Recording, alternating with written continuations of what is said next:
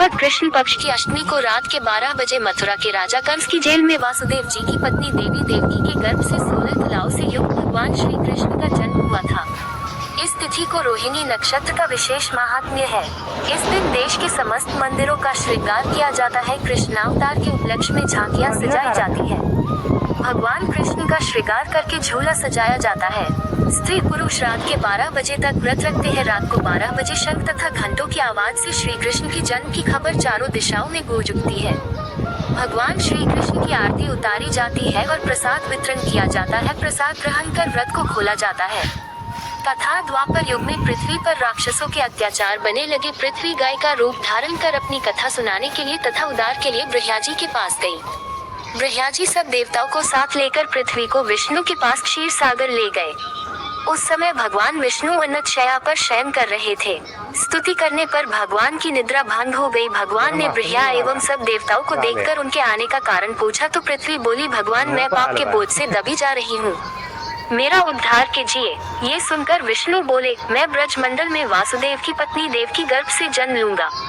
तुम सब देवतागण ब्रज भूमि में जाकर यादव वंश में अपना शरीर धारण कर लो। इतना कहकर अंतर्ध्यान हो गए। इसके पश्चात देवता ब्रजमंडल में आकर यदुकुल में नंद यशोदा तथा गोप गोपियों के रूप में पैदा हुए।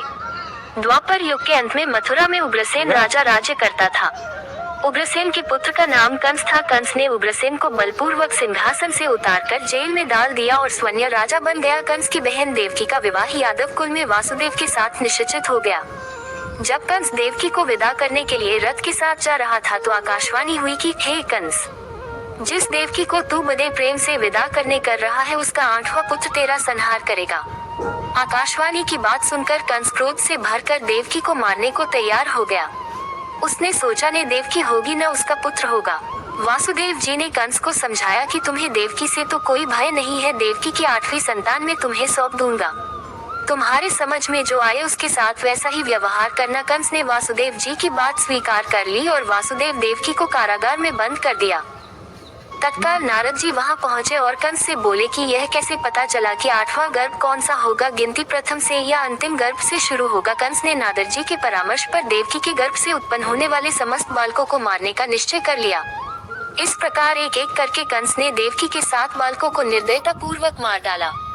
भाद्रपद के कृष्ण पक्ष की अष्टमी को रोहिणी नक्षत्र में श्री कृष्ण का जन्म हुआ। उनके जन्म लेते ही जेल ही कोठरी में प्रकाश फैल गया। वासुदेव देवकी के सामने शंख, चक्र, गदा एवं पद्मधारी चतुर्भुज भगवान ने अपना रूप प्रकट कर कहा, अब मैं बालक का रूप धारण करता हूँ, तुम मुझे तत्काल गोकुल में नंद के यहाँ पहुँचा दो और उनकी अभी अभी जन्मी कन्या को लाकर कंस को सौंप दो। तत्काल वासुदेव जी की हथकड़ियाँ खुल गयी। दरवाजे अपने आप खुल गए। पहरेदार सो गए। वासुदेव कृष्ण को सूप में रखकर गोकुल को चल दिए। रास्ते में यमुना श्री कृष्ण के चरणों को स्पर्श करने के लिए बने लगी। भगवान ने अपने पैर लटका दिए। चरण छूने के बाद यमुना घट गई। वासुदेव यमुना पार कर गोकुल में नंद के यहाँ गए। बालक कृष्ण को यशोदा जी के बगल में सुलाकर कन्या को लेकर वापस कंस के कारागार में आ गए। जेल के दरवाजे पूर्ववत बंद हो गए। वासुदेव जी के हाथों में हथकड़ियां पड़ गयी। पहरेदार जाग गए। कन्या के रोने पर कंस को खबर दी गई। कंस ने कारागार में जाकर कन्या को लेकर पत्थर पर पटक कर मारना चाहा, परंतु वह कंस के हाथों से छूटकर आकाश में उड़ गई और देवी का रूप धारण कर बोली, हे कंस, मुझे मारने से क्या लाभ, तेरा शत्रु तो गोकुल में पहुंच चुका है। ये दृश्य देखकर कंस हतप्रभ और व्याकुल हो गया। कंस ने श्री कृष्ण को मारने के लिए अनेक दैत्य भेजे। श्री कृष्ण ने अपनी अलौकिक माया से सारे दैत्यों को मार डाला। बड़े होने पर कंस को मारकर उग्रसेन को राजगद्दी पर बैठाया। श्री कृष्ण की पुण्य तिथि को तभी से सारे देश में बड़े हर्षोल्लास से मनाया जाता है।